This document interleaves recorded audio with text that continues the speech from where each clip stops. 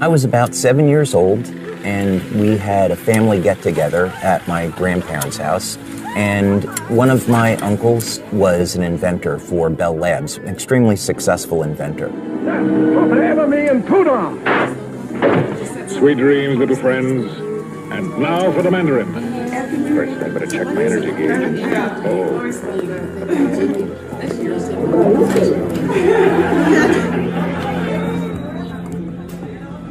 My cousins, they said, hey, let's break away from the adults and we want to go take a look at something.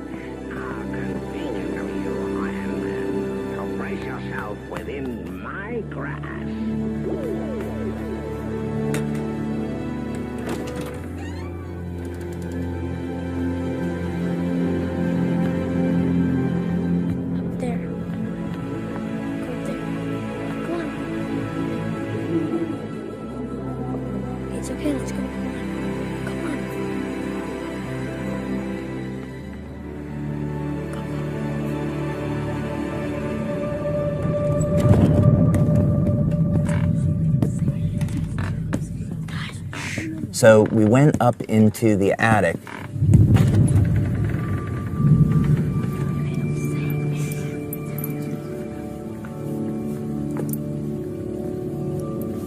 Being in that environment, something started to really resonate with me. I just thought this was the coolest thing.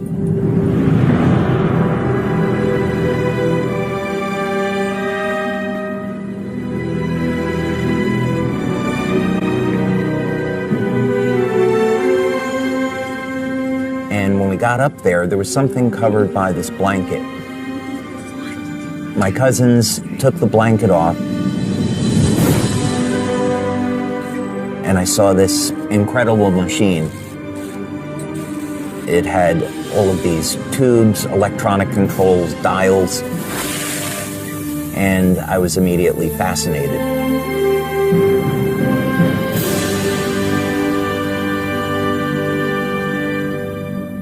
It was then that I knew that I want to be an inventor when I grow up.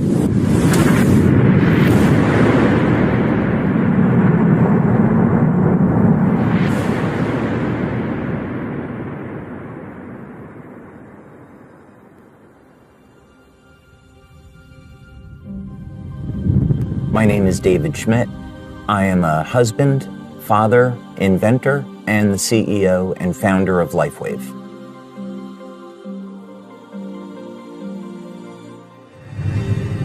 From when I was young, I always had an interest in exploring the world and learning about how things work. We didn't have the distraction of cell phones and computers, so I spent a lot of time outside with my friends, exploring the natural world, looking at insects, going for walks in the woods, and trying to understand how all these things in nature function and enjoying the beauty of it.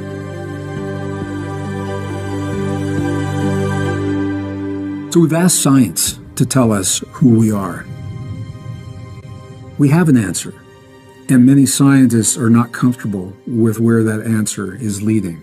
The origin of life problem is, I think most scientists today claim that that is the most difficult problem, and we still face it. Sometimes people talk about, well, we could create life in the lab, but in that case, it's usually an intelligent design explanation because you have the scientists with their intelligence, bringing together chemicals, not that they find in nature, but from a chemical supply company, and then putting them together in some very intentional way. Science is arriving at the place where our ancestors invited us to begin. And that is with the understanding that we are part of, rather than separate from, the world around us. Could it be that who or whatever is responsible for us left us a message? If this is true, where would we look for proof? God has left his fingerprint in nature and in natural design. And by studying nature with this perspective, we can unlock some secrets that have been hidden. The DNA is thought of as a reservoir or a repository of information, but actually it's much, much more than that. There's a message encoded into the DNA of all life. What it says is that the elements that make us who we are not random. And as we begin to embrace what that means, that we are part of everything that we see happening in the world, it gives new meaning to what it means to be human. Not only are we more than the product of random processes, but we are designed to interact with the world around us as well as the world within us. In our DNA, there is actually a link to the ether where light is emitted. Light is information. We are constantly receiving information and transmitting information into the world around us, into the field around us. Light, as it turns out, is the primary control mechanism for everything else that happens in the body.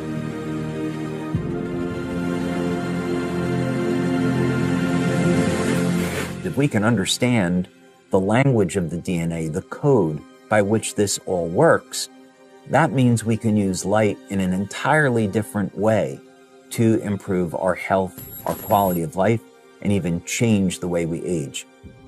What if we could have an external electromagnetic field that would essentially reset the stem cells that are already in our bodies and get them to function like younger, healthier cells? What if we could embed wavelengths of light into water that would trigger the regenerative mechanisms and cause people to heal at a rate as when they were younger? What if we actually found out that in a book that was written thousands of years ago, that information already existed? The first sentence of the book of Genesis is about, in the beginning, how God created the heavens and the earth. So when God was creating the heavens and the earth, there was a mathematical blueprint, and that blueprint shows up in nature. And it happens to show up in organisms that don't age. The mathematical codes are identical. The implications to this are absolutely extraordinary. There's a new philosophy that is emerging in the scientific community. And the philosophy simply says that consciousness informs itself through its creations. And I think it's no accident that it's only now, at this time in history, only now, that we find the message that reveals the deep truth of our existence. The question is, what is our potential? What are the limits of a human body? What drives me is that there's this enormous sense of hope that we can create technology to generate clean energy, that we can have foods that aren't genetically modified, and we can meet all of the needs on the planet that we have to, and that we can heal people and give them their lives back. In the beginning, God created the heavens and the earth. There is more information there than most people would ever realize.